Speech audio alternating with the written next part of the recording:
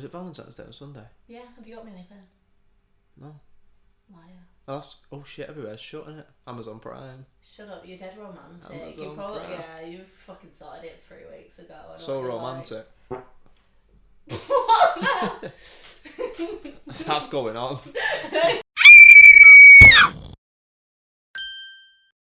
Right.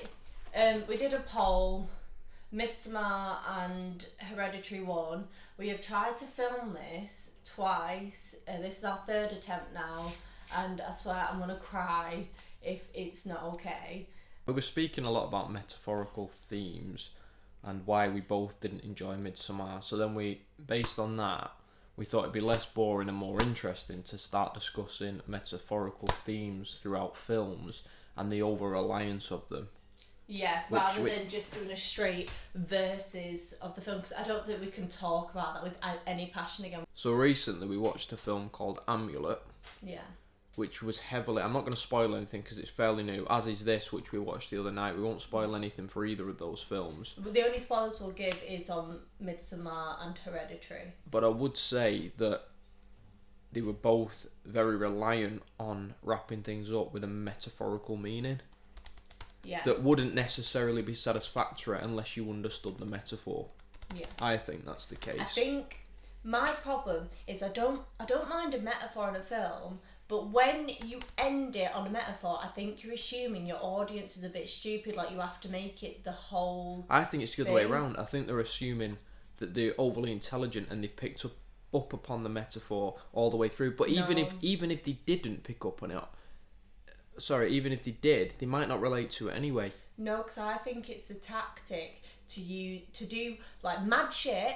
Like you can do mad, you can do mad shit in a film, like I've said, but you've got to tie it up with something clever. Now, I feel like a lot of films, they'll do mad shit and then tie it up as a metaphor, because metaphors are meant to be a bit dramatic to the thing that they're talking about. So it's like you can do all this crazy stuff and then be like, oh, but it was a metaphor for this. This is the problem though, to that's relate my to problem. some. When you're watching a film, you sit down for entertainment. You don't sit down for a lesson of morals. I think a metaphor for something, whether it be Midsommar, for example, there's a lot of themes regarding abuse, grief, relationship issues. Now, when I sat down with Midsommar, I've had shit relationships in the past and stuff, but I've never been able to relate to something in that way, in that sense. Yeah. So it didn't really hit me. So I think that I've never been to a funeral, like I've not lost anyone yet. Right, exactly. That's probably the one element I could have related more to, but still, I've never had anyone, knock on wood, do anything horrific where they've died instantly or anything like that. So, but still at the same time, now this is the thing, I felt the grief for her at the beginning. The first 15 minutes of Midsommar I thought were amazing. That year, I thought that first 15 minutes was the best horror that I'd seen. And we know Ari Aster, as you can... We got really excited for it, especially after Hereditary. Yeah, and that was a great build-up. And Hereditary had that sense of dread all the way through it. And that is one of Ari Aster's greatest traits, I think. He gathers these fantastic actors and actresses who can really show it. If you remember in Hereditary, when she loses her daughter, there's this scene with Toni Collette where she's speaking to her husband and she's in bits and you can feel her pain and she's grieved. She said, "Oh, I want to die, it hurts too much," because she's lost her daughter. And then in Midsommar, when I forget the character's name, the main girl, I forgot her character's name, but I know the actress is called Florence Pugh. Yeah, Florence Pugh. She when her family dies, she's doing it to a boyfriend who doesn't really seem to give a shit. But again, she's got this horrible grief, and I thought, Jesus, that's horror. That when her sister first does that, and the shocking way that a family dies. Yeah, it's just the whole tone he set at the beginning of that film. It's all about grief. Anyone with a heart would feel it. But the difference is, I much prefer Hereditary. The difference with Hereditary to me was they had these underlying themes, certain metaphorical elements. Again, a lot of them regarding grief, I think, and death, and it wraps up in a conclusion narrative-wise. Everything's straight. It's like it could be like any other film without any metaphorical elements. It would work anyway. And I think that's where Midsommar lost me, because after that first 15 minutes, which was brilliant, the cliff scene, everything else. After that, everything felt slightly metaphorical to me, and because I wasn't relating, I lost interest. I always said to you in the cinema, I thought it could have done with 30 minutes, 45 minutes shaving off, because there was a lot there that I felt was... It built up so much. Like, it was all bubbling and all this strange stuff was happening. And then for the pinnacle to be her boyfriend being put in a bear suit and burned. That is very metaphorical as well. Because he was... He wasn't right.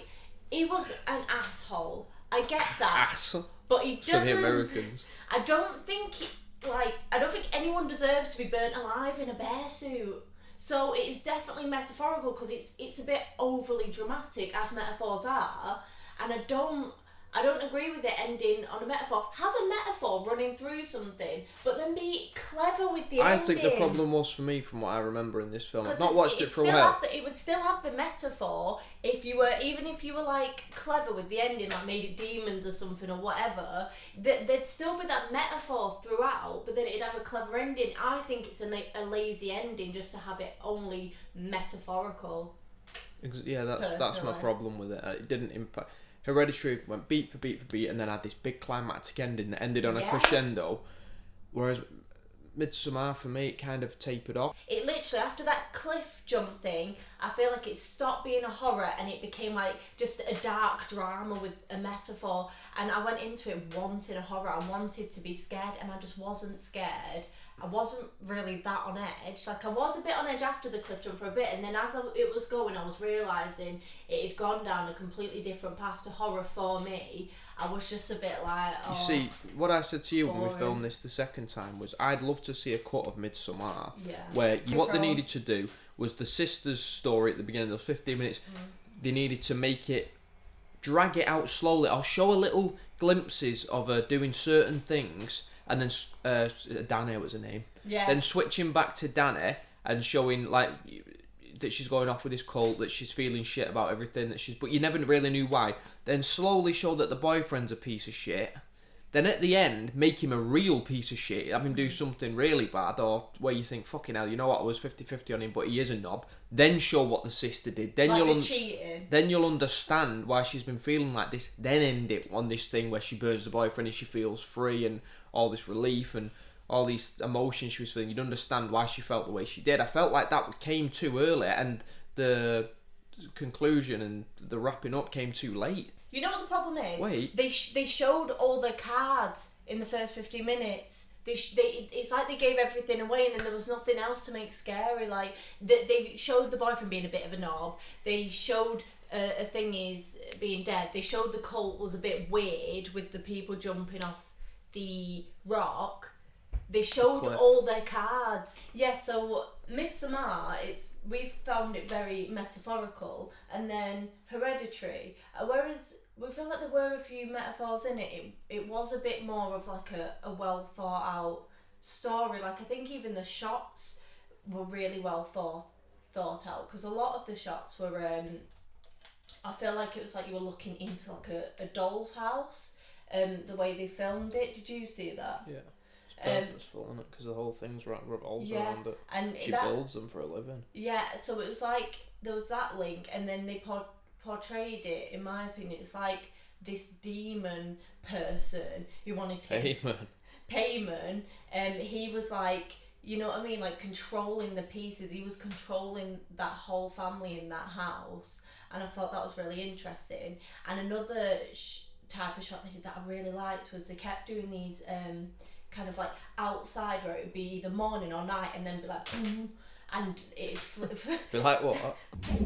And it would like flick to the opposite, like morning or night. And I thought that was like, I remember watching it and thinking, I love the way they've done that. Like, it stuck in my mind. That reminds me that, like, we were looking up the other day and we found the spell, didn't we, to summon Payman. No. So if you want us to summon Payman, she's shitting herself. No, you don't mess with that stuff. Yeah, you don't mess with demons of hell. It's just... demons of hell. Apparently there's 10 kings of hell, and he's one of them. And he grants you great wealth and stuff, so that sounds good to me. So if you want us to summon Payman... At what cost? I don't give a shit. If you want us to summon Payman, I don't know what's a good target. Give us 15 comments. We fairly new though, aren't we? 15 comments. I don't want to. 10 shares and we'll summon Payman. On a video. No, you can do it on your own. No, we're going to summon Payman. No, but you're going to like... What if he goes inside you? And then you're just walking around going... Oh yeah. Forgot she did that. Yeah. The girl in that has the same condition as the Dustin in Stranger Things, which I thought was interesting the other day. You know what? Her character, I felt a connection. I really liked her. Like when she died, because we rewatched Hereditary to like refresh our minds. She's thick though. And no, let me see. Like she was right. Both times I was so upset when she died, and like at the party when she's eating that cake and her face is going red, I'm like, oh baby, no, stop. No, but what bothered me, she was obviously, because Dustin, I don't think with that condition there's anything mentally affected. No. But later on the mum says she was 13. And but she if you're 13, she has a demon inside her. She has issues. So he's intentionally making her eat cake. You know what, he might, because he wanted her to die. Listen, if we summon payment and the worst thing he's going to do is make me eat cake, it's not a big deal, is it really? Right, yeah. So, Chops-wise, loved it. I'll give it... Oh, wiggle it. Right, I'll give it to Midsommar. It was cool how it was shot all in daylight. No, Midsommar, and it did keep the tension for a bit. It just went on too long and lost me. I thought acting in both was really good. I thought the son in this, I feel like he did a good job. He was like he just felt like a normal lad. It's Alex Wolff. Yeah, he just felt like a normal lad who was just like, what is even going on? Stressing, devastated that he kind of like killed his sister, where it wasn't really his fault.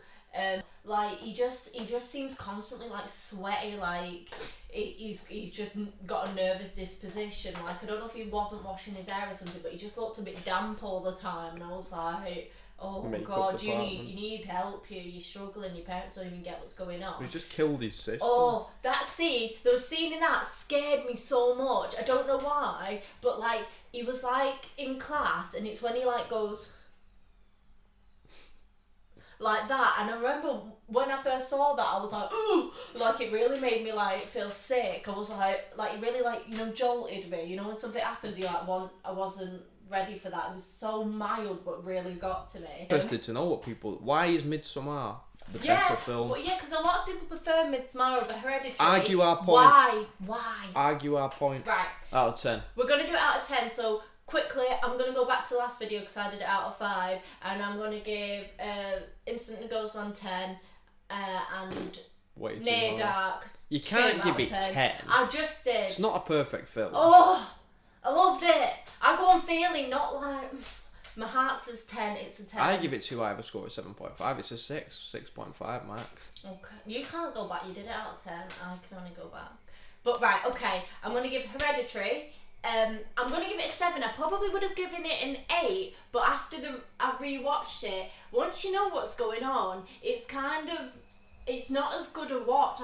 It just means it's memorable, maybe though.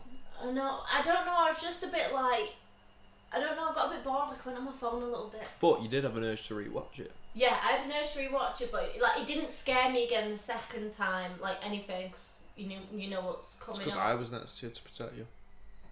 No, but yeah, it just didn't get to me much. It didn't keep that sense of dread the first time watching it, so it's just gonna have a 7 just because I feel like it's not a very rewatchable film. And then Midsommar, it just didn't love it. I'm gonna give it a 4 out of 10. What are your ratings? Oh, for what? The films. I was passed out. I went a bit funny then.